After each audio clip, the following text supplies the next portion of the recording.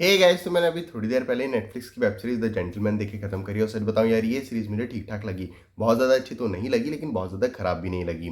अगर मैं इसकी कहानी की बात करूँ तो ये कहानी है एडी नाम के एक लड़के की, जिसके फादर की डेथ होने के बाद पूरा बिजनेस की जिम्मेदारी उस पर आ जाती है और उसे पता चलता है एक ड्रग के बिजनेस के बारे में। अभी क्या होता है, किस तरह से ये काम कर रहा है ड्रग का बिजनेस, किस तरह से उसका खतरनाक लोगों से सामना हो रहा है, किस तरह से वो अपनी और अपनी फैमिली को बचा रहा है इन सब लोगों से, यही सब हमें इस सीरीज में देखने को मिलता है। अगर मैं इससे स्क्रीन प्ले की बात करूँ तो पर्सनली मुझे इस सीरीज़ का स्क्रीन प्ले ठीक-ठाक लगा है। बहुत ज़्यादा अच्छा तो नहीं था, लेकिन बहुत ज़्यादा खराब भी नहीं था।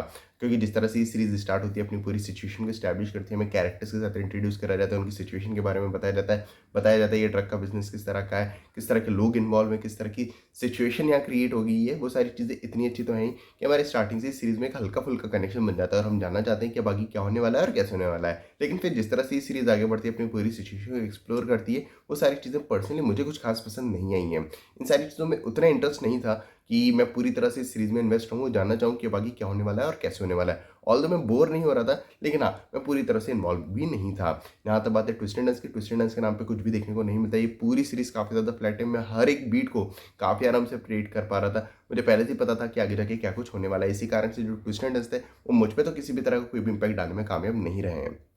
हो सकता है कि अगर आप लोगों ने ज़्यादा इस तरह के शोज़ नहीं देखे हों, तो आपको ये ट्विस्ट एंड टर्न्स पसंद आ जाएँ, लेकिन मुझ पे तो किसी तरह का कोई काम करने में फ़ेल हुए हैं। जहाँ तक बात है कैरेक्टर डेवलपमेंट और कैरेक्टर्स के पीछे डायनामिक्स की, सभी कैरेक्टर्स को सरफेस लेवल तक ही डेवलप किया गया है। किसी भी कैरेक्टर में उतनी जान नहीं है कि हम उन कैरेक्टर्स के साथ पूरी तरह से कनेक्ट हो पाएँ। जो कैरेक्टर्स के पीछे डायनामिक्स थे, वो भी मुझे बस ठीक-ठाक ही लगे।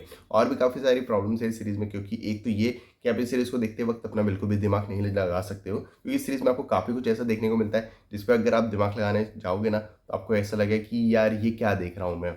और भी काफ़ी सारी चीज़ें जिन पे बात की जा सकती है, लेकिन उन सारी चीज़ों पे बात करने का कोई मतलब नहीं बनता, क्योंकि ये सीरीज़ चाहती नहीं है कि आप अपना दिमाग लगाओ। अगर बात करूँ एक्टर्स की परफॉर्मेंस की, सभी एक्टर्स का काम ठीक-ठाक है, बड़ी चाहे आप किसी की बात करो। पर्सनली मुझे सभी एक्टर्स का काम ठीक-ठाक लगा है।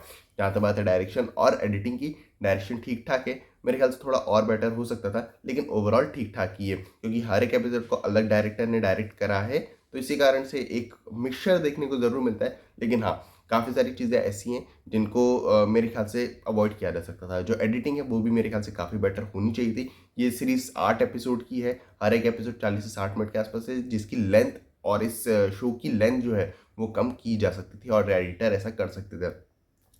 बात करूँ प्रोडक्शन क्वालिटी की, तो ओवरऑल ठीक-ठाक ही है। तो ओवरऑल मुझे तो ये सीरीज़ ठीक-ठाक लगी, मुझे तो बहुत ज़्यादा कुछ ख़ास नहीं लगी। लेकिन हाँ, काफ़ी ज़्यादा बुरी भी नहीं है। अगर आप देखने बैठोगे तो आपको एक ठीक-ठाक सा टाइम पास हो जाएगा। तो आपको ये सीरीज़ देखनी है या नहीं, ये आपके ऊपर है। और अगर आप लोगों ने ये शो देख लिया तो मुझे कमेंट्स में ज़रूर बताना कि आपको ये शो कैसा लगा। बाकी मिलते हैं अगले वीडियो में, तब तक के लिए जय हिंद, जय भारत।